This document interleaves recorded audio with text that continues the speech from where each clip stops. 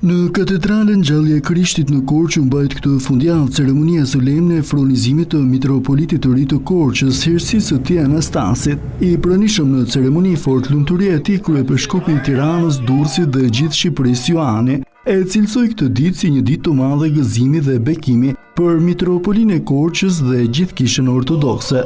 Fort lumturia e tij vlerësoi zgjedhjen e Herësisë së tij Anastasit si një shembull të përkushtimit dhe thirrjes shpirtërore.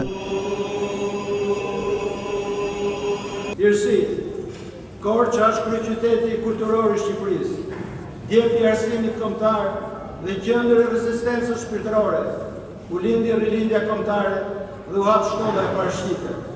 Por sot si në gjithë vendin tonë, dhe ajo përballet me sfida të mëdha. Emigrimi masiv i të rinjve, lakja e popullsisë, vështirësitë ekonomike, ndikimi i sekularizmit, humbja e vlerave tradicionale dhe dobësimi i familjes, e cila është shtylla për të pasur një shoqëri të shëndetshme dhe funksionale. Jam i bindur se do të gjesh përgjigje krijuese për këto sfida, do të dish të komunikosh me të rinjt në gjuhën e tyre, duke përdorur mjetet moderne, por pa komprometuar mesazhin e përjetshëm. Nga ana e tij, mitropoliti i ri Anastasi falenderoi sinodin e shenjtë dhe besimtarët për mbështetjen dhe shprehu përkushtimin për të vijuar veprën e nisur nga paraardhësit. Sepse e di se ky vend që po më besohet sot nuk është i imi, por i Zotit dhe i popullit të tij.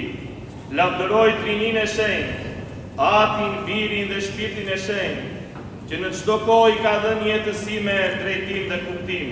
Herësia e tij Anastasi, lindur në Vlorë në vitin 1979, ka një formim të gjerë akademik dhe shpirtëror. Pasi ka ndjekur studimet në Athinë dhe në Universitetin e Vlorës, ai ka mbajtur pozicione drejtuese në institucionet arsimore e shoqërore të kishës. Përkushtimi i tij në shërbesën kishtare ka qenë i pandërprer, duke u ngritur gradualisht nga diakon në priv dhe arkimandrit deri në fronin e mitropolitit të Korçës.